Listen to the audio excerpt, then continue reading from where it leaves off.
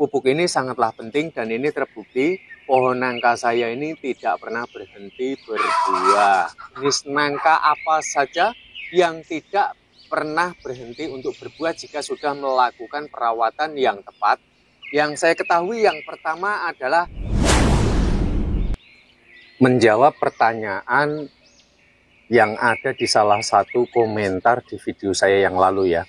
Bang, bagaimana caranya supaya pohon nangka yang saya miliki selalu berbuah dan tidak pernah berhenti kayak punya abang?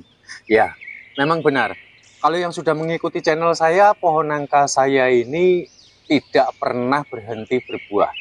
Nah, di sini saya akan menjawab dan memberikan tutorial yang sangat logis sekali dan ini mudah banget untuk dilakukan oleh siapapun. Harus dipahami dulu ya, bahwa tanaman nangka ini kaya akan getah. Nah, artinya pohon nangka ini sangatlah membutuhkan kadar air ataupun mineral dengan tingkat kelembapan yang ada di media tanamnya. Saya rasa sampai di sini sudah sepakat ya, setuju ya dengan pendapat saya. Dan itulah pondasi utamanya adalah kadar air itu sendiri. Dan lalu yang kedua, karena kadar air ataupun mineral juga seluruh makanan pohon nangka ini diproduksi oleh akarnya, maka dari itu rahasia kedua untuk supaya bisa berbuah terus menerus ya dengan tingkat kegemburan tanah. Dengan adanya kegemburan tanah maka akar akan lebih mudah untuk tumbuh dengan sangat lebat sehingga nanti akan lebih mempermudah reproduksi makanannya. Selain dari itu, media tanam ini membutuhkan yang namanya kandungan nutrisi. Air saja tidak cukup, maka dari itu perlu disediakan pupuk. Nah, pupuk yang saya gunakan di sini berjenis alami, ini berjenis pupuk organik ya. Jadi saya sejauh ini mengupayakan pohon nangka ini memberikan pupuk bakaran sampah ataupun limbah rumah tangga yang saya campur ini dengan kotoran ternak. Bisa kadang-kadang saya pakai kotoran sapi ya, kotoran kambing, kadang-kadang juga kotoran dari ayam. Nah, berapa lama sekali kita memberikan pupuk pada media tanam kita? Dalam pemberian pupuk kita harus tahu terlebih dahulu tekstur tanah. Karena fungsi dari pupuk ini kita harus tahu loh. Jadi sebelum kita memberikan ya, pupuk yang saya gunakan ini tadi yang sudah saya sebutkan, satu berfungsi untuk menjaga tingkat kegemburan tanah sehingga tidak terjadi faktor pemadatan. Nah, pemirsa pasti banyak sekali ya melihat di bawah pohon nangka itu rata-rata tanahnya memadat. Karena memang akar pohon nangka ini sangatlah lebat sekali, jadi kalau kita tidak rajin-rajin menggemburkan dan memberikan pupuknya, maka sudah dapat dipastikan akan memadat. Nah, lalu manfaat yang kedua, pupuk organik tersebut ini berfungsi untuk menjaga tingkat kelembapan. Dengan adanya pupuk, maka kelembapan ini akan jauh lebih lama dia mempertahankan lembabnya jika dibanding dengan tanah yang normal seperti aslinya. Dalam kurun waktu lama, pupuk ini selain berfungsi untuk hal itu, jadi dia dapat menjadi bakteria fotosintesis. Artinya adalah cadangan kandungan nutrisi untuk beberapa waktu mendatang. Nah, seiring waktu berjalan, maka pupuk yang akan kita berikan akan diuraikan bersamaan dengan kadar air yang ada di sekitar media tanam kita, yang diurai atas bantuan bakteri baik. Nah, maka dari itu pupuk ini sangatlah penting dan ini terbukti pohon nangka saya ini tidak pernah berhenti berbuah. Namun, kendati pun demikian kita harus tahu ya jenis nangka apa saja yang tidak pernah berhenti untuk berbuah jika sudah melakukan perawatan yang tepat. Yang saya ketahui yang pertama adalah jenis nangka madu. Nangka madu saya ini tidak pernah berhenti berbuah. Jadi selalu update. Untuk yang sudah mengikuti channel saya pasti tahu ya dari dulu pohon nangkaku ini. Nah, dari kecil sudah aku konten ya, lihat. sekarang batangnya sudah segini. Dari dulu pohon nangka madu ini berukuran satu pergelangan tanganku ini sudah berbuah hingga saat ini tidak pernah berhenti berbuah.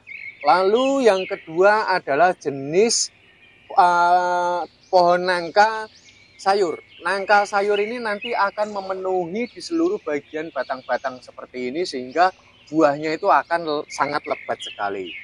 Nah, yang ketiga adalah persilangan antara nangka dengan cempedak.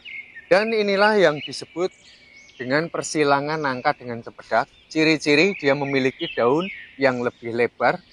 Dengan telapak tangan saya ini lebih lebaran daunnya ya. Dan memiliki buah yang memanjang seperti ini. Nah, ini identik buahnya itu nanti akan sangat lebat. Ini perhatikan ya. Bahkan satu tangkai ini saya pernah mengalami berbuah hingga 17 buah. Jadi rata-rata pasti di atasnya 2 buah seperti ini ya. Dia bisa sampai belasan. Akan tetapi persilangan nangka dengan cempedak ini rata-rata tengahnya itu kopong. Jadi nggak ada dagingnya. Maka dari itu difokuskan hanya untuk sayur saja. Kalau nangka madu memiliki ciri khas yang demikian. Rata-rata dia bentuknya itu bulat seperti ini ya. Dan ukurannya itu lebih kecil. Akan tetapi nangka madu ini memiliki keunggulan tersendiri karena dinamakan nangka madu, berarti memiliki rasa yang begitu manis dan kemudian memiliki wangi yang memang berciri khas sekali berbeda dengan nangka yang lainnya. Nah, buat teman-teman yang ingin memiliki bibitnya boleh ya. Ini sudah saya sediakan di URL yang sudah tersedia di sini ya. Silahkan cari bibitnya mana yang teman-teman suka. Keunggulan nangka madu itu dagingnya full, jadi memang difokuskan untuk nangka buah. Jadi memang untuk buah-buahan segar yang kita taruh di rumah ya, untuk stok bisa kita taruh nanti di kulkas kalau sudah matang. Nah, lalu yang berikutnya adalah bagaimana cara supaya pohon nangka kita ini tetap selalu berbuah tiada henti dengan teknik pemupukan yang benar. Rata-rata saya memberikan pupuk ini 2 bulan sekali karena media tanam ini sudah mulai memadat ya. Nah, kita lakukan sistem penggemburan seperti ini. Jadi teman-teman harus tahu karena kita akan sering melakukan sistem penggemburan supaya nangka tidak pernah berhenti berbuah, maka teknik menanamnya ini haruslah agak dalam. Karena nanti kalau terlalu dangkal, teman-teman perhatikan deh yang punya orang punya ya pohon nangka itu rata-rata akarnya itu tampak di atas. Nah, otomatis kita mau melakukan penggemburan kembali itu jadi kesulitan. Karena apa? Ini nanti akar-akarnya ini serabutnya bisa pada rusak. Maka dari itu, jadi keuntungan menanam pohon nangka ini agak terlalu dalam ya. Kurang lebih sekitar 20 cm lah dari permukaan ya. Kita perkirakan akarnya itu tumbuh. Jadi harus akarnya itu tumbuh di dalam sana. Tidak boleh tampak. Nah, keuntungannya adalah supaya reproduksi makanannya tidak akan terganggu karena akarnya itu semuanya terpendam keseluruhan di media tanam. Lalu yang berikutnya, manfaatnya ketika nanti pohon nangka ini tinggi, otomatis kita tidak khawatir kalau akan terjadi kalau di musim angin, di musim hujan gitu ya. Kita nggak takut nanti akan roboh. Nah, cara penguraiannya pupuk ini tadi demikian. Setelah ini kita uraikan seperti ini ya. Kita itu tinggal urak aja di atasnya seperti ini. Kita urak ya. Dan kita dapat meratakannya dengan menggunakan cangkul ataupun peralatan seadanya. Nah, ada manfaat lain. Pakai bekas bakaran limbah rumah tangga ini tadi juga dapat berfungsi untuk mengusir para semut-semut.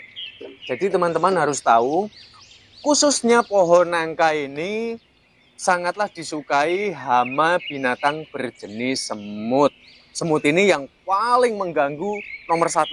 Jadi bagaimana caranya kita mengusir semut ini supaya dia tidak menghuni pohon nangka kita.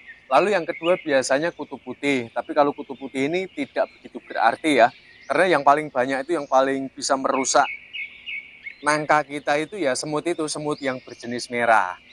Baiklah teman-teman, demikian cara saya merawat pohon nangka agar tetap selalu berbuah tiada henti, memang sudah terbukti. Jadi teman-teman yang sudah mengikuti channel saya dari dulu pasti tahu pohon nangka ini ya. Dari usia segini sudah saya konten hingga detik ini nggak pernah berhenti berbuah. Bahkan persilangan nangka cempedak saya pun buahnya bisa lihat sendiri di tayangan saya tempo hari. Bahkan sampai sekarang pun tadi sudah saya tunjukkan berbuah tiada henti. Terima kasih.